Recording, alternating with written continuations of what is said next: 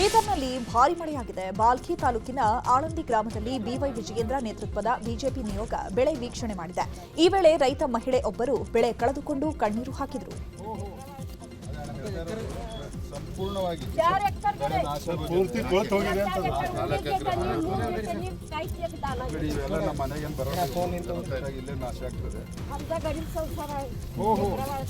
त्याच्यासाठीच आलेलं आहे सरकारला. ಬೀದರ್ ಜಿಲ್ಲೆ ಬಸವ ಕಲ್ಯಾಣದಲ್ಲಿ ಧಾರಾಕಾರ ಮಳೆಗೆ ಐತಿಹಾಸಿಕ ತ್ರಿಪುರಾಂತ ಕೆರೆ ಒಡೆದು ಹೋಗಿದೆ. ಜಮೀನುಗಳು ಕೆಲವು ಬಡಾವಣೆ ಜಲಾವೃತವಾಗಿದೆ. ದೃಶ್ಯ ಡ್ರೋನ್ ಕ್ಯಾಮೆರಾದಲ್ಲಿ ಸೆರೆಯಾಗಿದೆ.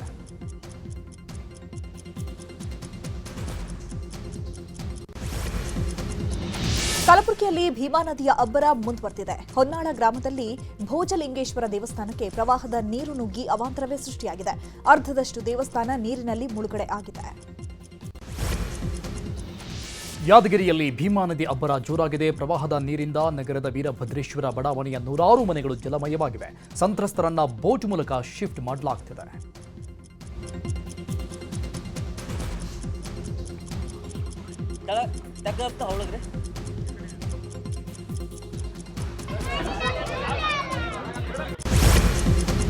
ಪ್ರವಾಹ ಪೀಡಿತ ಜಿಲ್ಲೆಗಳಲ್ಲಿ ನಾಳೆ ಸಿಎಂ ವೈಮಾನಿಕ ಸಮೀಕ್ಷೆ ನಡೆಸಲಿದ್ದಾರೆ. ಇದಕ್ಕೆ ವಿಪಕ್ಷ ನಾಯಕ ಆರ್ ಅಶೋಕ್ ಕಿಡಿಕಾರಿದ್ದಾರೆ. ಸಿಎಂ ಆಕಾಶದಲ್ಲಿ ಹೋಗ್ತಾರೋ ಭೂಮಿ ಮೇಲೆ ಹೋಗ್ತಾರೋ ಗೊತ್ತಿಲ್ಲ, ಮೊದಲು ಹಣ ರಿಲೀಸ್ ಮಾಡಲಿ ಅಂತ ಹೇಳಿದರು. ಉತ್ತರ ಕರ್ನಾಟಕ ಭಾಗದಲ್ಲಿ ನೆರೆ ಹಿನ್ನೆಲೆಯಲ್ಲಿ ಎಐಸಿಸಿ ಅಧ್ಯಕ್ಷ ಮಲ್ಲಿಕಾರ್ಜುನ ಖರ್ಗೆ ಪ್ರತಿಕ್ರಿಯೆ ಕೊಟ್ಟಿದ್ದಾರೆ. ಸಿಎಂ ಕಾಳಜಿ ವಹಿಸಿ ಆದಷ್ಟು ಬೇಗ ಪರಿಹಾರ ಕೊಡಬೇಕು, ಈ ಬಗ್ಗೆ ನನ್ನ ಮನವಿಯೂ ಇದೆ ಅಂತ ಹೇಳಿದ್ದಾರೆ. ಉತ್ತರ ಕರ್ನಾಟಕದಲ್ಲಿ ನೆರೆ ಪರಿಸ್ಥಿತಿ ಕುರಿತು ಸಚಿವ ಕೃಷ್ಣ ಭೈರೇಗೌಡ ರಿಯಾಕ್ಟ್ ಮಾಡಿದ್ದಾರೆ. ವಾಡಿಕೆಗಿಂತ 4% ಹೆಚ್ಚು ಮಳೆ ಬಂದಿದೆ. ಇದರಿಂದಾಗಿ ಬೆಳೆ ಹಾನಿ ಹೆಚ್ಚಾಗಿದೆ. ಪರಿಹಾರಕ್ಕೂ ಸಿಎಂ ಮಂಜೂರಾತಿ ಕೊಟ್ಟಿದ್ದಾರೆ ಅಂತ ಹೇಳಿದರು.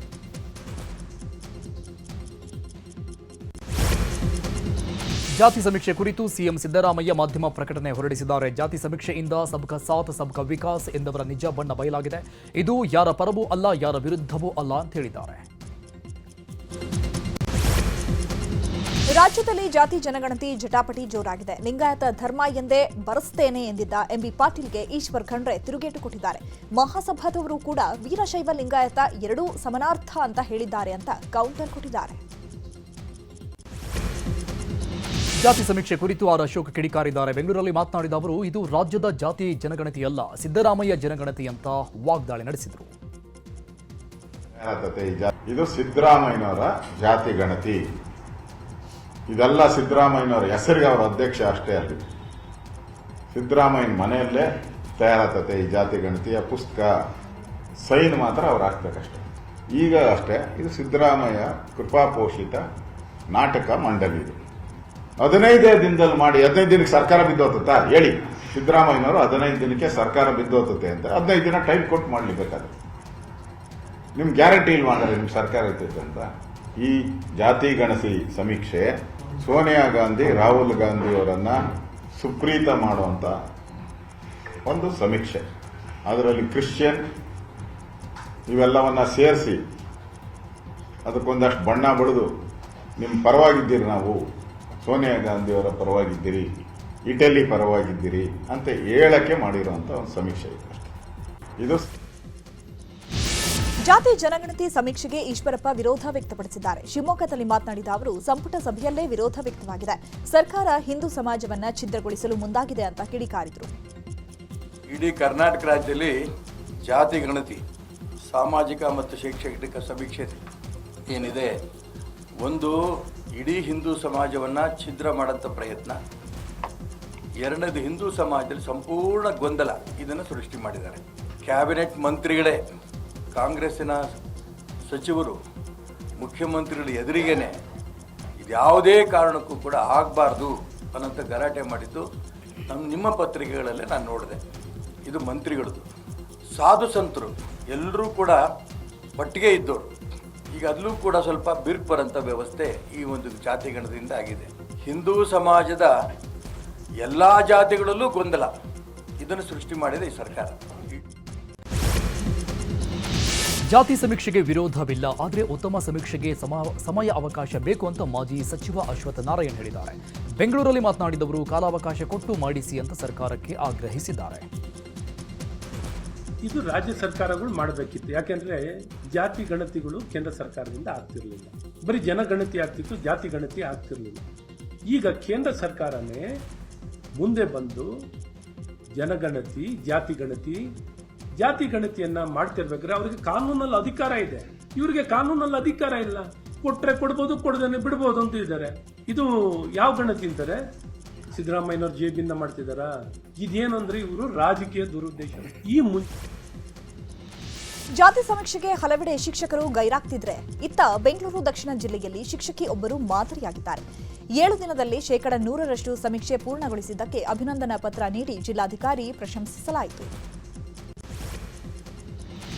ಚಿಕ್ಕಬಳ್ಳಾಪುರದಲ್ಲಿ ಜಾತಿ ಗಣತಿ ಮಾಡುವಾಗ ಶಿಕ್ಷಕರೊಬ್ಬರಿಗೆ ಹೃದಯಾಘಾತವಾಗಿದೆ. ಬೂರಗಮಾಕನಹಳ್ಳಿ ಗ್ರಾಮದ ನಿವಾಸಿ ರಾಮಕೃಷ್ಣಗೆ ಮೃತ ದುರ್ದೈವಿಯಾಗಿದ್ದು, ಚಿಂತಾಮಣಿ ನಗರದಲ್ಲಿ ಜಾತಿ ಗಣತಿ ಮಾಡುವಾಗ ಈ ದುರ್ಘಟನೆ ಸಂಭವಿಸಿದೆ. ಕಾರವಾರದಲ್ಲಿ ಜಾತಿ ಸಮೀಕ್ಷೆ ಇಂಟರ್ನೆಟ್ ಸಮಸ್ಯೆ ಎದುರಾಗಿದೆ. ಗುಡ್ಡಗಾಡು ಹಳ್ಳಿ ಪ್ರದೇಶದಲ್ಲಿ ತೆರಳಿದ್ದಂತಹ ಶಿಕ್ಷಕರಿಗೆ ಸಮಸ್ಯೆ ಆಗ್ತಾ ಇತ್ತು. ಹೀಗಾಗಿ ಹತ್ತಿರದ ಇಂಟರ್ನೆಟ್ ಇರುವಂತಹ ಸರ್ಕಾರಿ ಕಚೇರಿಗೆ ಕರೆತಂದು ಜಾತಿ ಸಮೀಕ್ಷೆ ಕಾರ್ಯ ನಡೆಸಲಾಗ್ತಾ ಇದೆ. ಬಾಗಲಕೋಟೆಯಲ್ಲಿ ಪಂಚಮಸಾಲಿ ಸಮಾಜದ ಶಾಸಕರ ಸಭೆ ನಡೆಯಿತು. ಸಭೆ ನಂತರ ಮಾತನಾಡಿದ ಸಿಸಿ ಪಾಟೀಲ್, ನಾವೆಲ್ಲರೂ ಸ್ವಾಮಿಗಳಿಗೆ ನೈತಿಕ ಬೆಂಬಲಕ್ಕಾಗಿ ಬಂದಿದ್ದೇವೆ. ಸ್ವಲ್ಪ ದಿನದಲ್ಲಿ ಒಂದು ದೊಡ್ಡ ಸಭೆ ಕರೆಯಲಾಗುತ್ತೆ ಅಂತ ತಿಳಿಸಿದ್ದಾರೆ. ಗಳಿಗೆ ನೈತಿಕ ಬೆಂಬಲವನ್ನು ಕೊಡಕ್ಕೆ, ಮುಂದಿನ ನಡೆ ಏನಿರ್ಬೇಕು ಅನ್ನೋದ್ರ ಬಗ್ಗೆ ಚರ್ಚೆ ಮಾಡಕ್ಕೆ ಕೂಲಂಕಷವಾಗಿ ಚರ್ಚೆ ಮಾಡೇವಿ. ಅದನ್ನು ಸಮಾಜದ ಎಲ್ಲ ಪ್ರಮುಖರ ಜೊತೆಗೆ ಅದನ್ನು ಚರ್ಚೆ ಮಾಡಿ ತಮ್ಮನ್ನು ಕರ್ಕೊಂಡನ ಸಾಧ್ಯ ಆದಷ್ಟು ಬಾಗಲಕೋಟೆಗೆ ಮಾಡ್ತೇವೆ. ಬರೋಕ್ಕೆ ಕೆಲವು ಮಂದಿಗೆ ದೂರ ಆದರೂ ಪರವಾಗಿಲ್ಲ, ಬಾಗಲಕೋಟೆಗೆ ಮಾಡ್ತೇವೆ. ಬಾಗಲಕೋಟೆಗೆ ಮಾಡಿ ನಮ್ಮನ್ನೆಲ್ಲರನ್ನೂ ಕರೆದ ಮಾಹಿತಿಯನ್ನು ಕೊಡ್ತೇವೆ.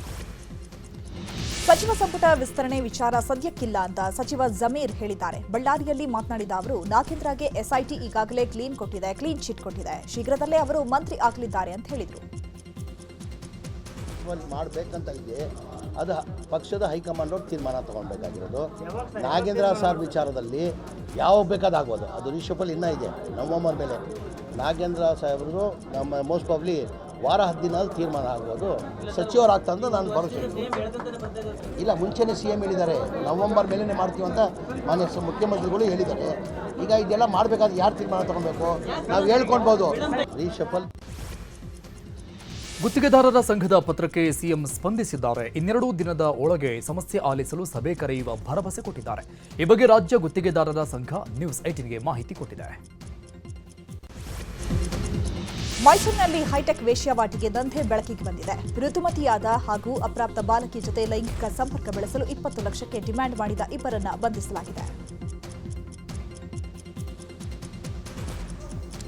25 ಲಕ್ಷ ಇಲ್ಲಿ ಮಗು 25 ಲಕ್ಷಕ್ಕೆ ಅವರು ಡಿಮ್ಯಾಂಡ್ ಇಡ್ತಾರೆ ಅಂತಂದರೆ, ಮತ್ತು ಆ ಮಗು ಯಾರ ಮಗು, ಹೇಗೆ ಇವ್ರ ಕೈ ಸೇರಿತು? ಒಮ್ಮೆ ತನ್ನ ಮಗುನೇ ಅಂತ ಅಂತಾಳೆ, ಹಾಗಾದರೆ ಬೇಲಿಯೇ ಎದ್ದು ಹೊಲ ಮೇಯ್ತಾ ಇದೆಯಾ? ಎರಡನೇದು ತಮ್ಮನ ಮಗಳು ಅಂತಾಳೆ, ಹಾಗಾದರೆ ಇಂಥವ್ರನ್ನ ನಂಬಿ ಸಂಬಂಧಿಕರು ಮಕ್ಕಳನ್ನ ಬಿಡೋದಾದರೂ ಹೇಗೆ? ಋತುಮತಿಯಾದ ಕೂಡಲೇ ಹೆಣ್ಣು ಮಕ್ಕಳನ್ನು ಸೆಕ್ಸ್ಗೆ ಬೆಳೆಸ್ಕೊಳ್ಳೋದಿದ್ರೆ ಪ್ರಕ್ರಿಯೆ ಇದೆಯಲ್ಲ, ಅದರದ ಚಲನೆ ಹರಿದಾಡ್ತಾ ಇತ್ತು. ಮತ್ತೆ ಸಂಪರ್ಕಕ್ಕೆ ಬಂದು ಒಂದೇ ಒಂದು 25 ಲಕ್ಷದಲ್ಲಿ ಒಂದೇ ಒಂದು ರೂಪಾಯಿ ಕಮ್ಮಿ ಆದರೂ ಕೂಡ ತಗೊಳ್ಳಲ್ಲ ಅಂತನ್ನುವಂಥದ್ದು ಹೇಳ್ತಾ ಇತ್ತು.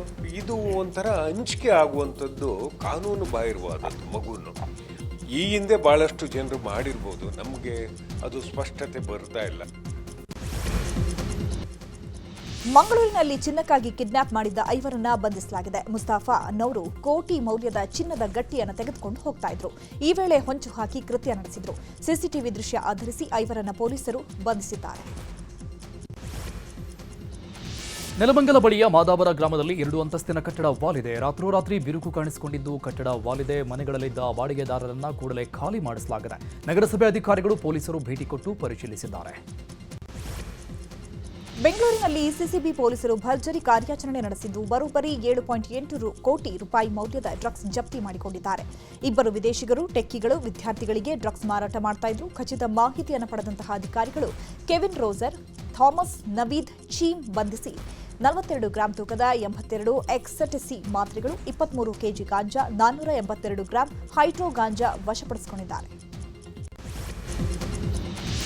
ದೇವರ ಬಸಪ್ಪನ ಬಗ್ಗೆ ವ್ಯಕ್ತಿಯಿಂದ ಅವಹೇಳನ ಹಿನ್ನೆಲೆ ಮಂಡ್ಯ ಜಿಲ್ಲೆಯ ವ್ಯಕ್ತಿಯೊಬ್ಬರಿಗೆ ಬಸಪ್ಪ ಕಾಟ ಕೊಡ್ತಿದೆ. ರಮೇಶ್ ಎಂಬಾತನಿಂದ ಪವಾಡದ ಬಗ್ಗೆ ಹಗುರ ಮಾತನಾಡಲಾಗಿತ್ತು. ಈಗ ಆತನ ಅಂಗಡಿ ಮುಂದೆ ಬಂದು ನಿಲ್ತಾ ಇದೆ. ಇದನ್ನ ಕಂಡು ಆತ ಶಾಕ್ ಆಗಿದ್ದಾನೆ.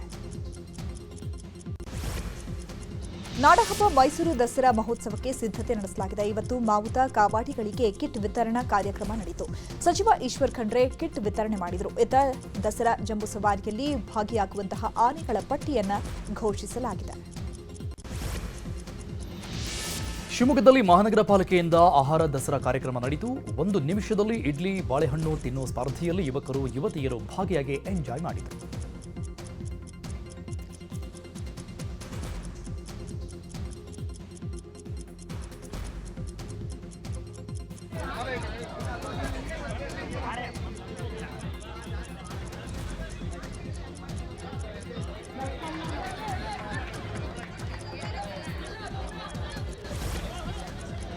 ಇನ್ನಷ್ಟು ಸುದ್ದಿಗಳನ್ನು ನೋಡೋಣ ಬ್ರೇಕ್ ಆದ್ಮೇಲೆ.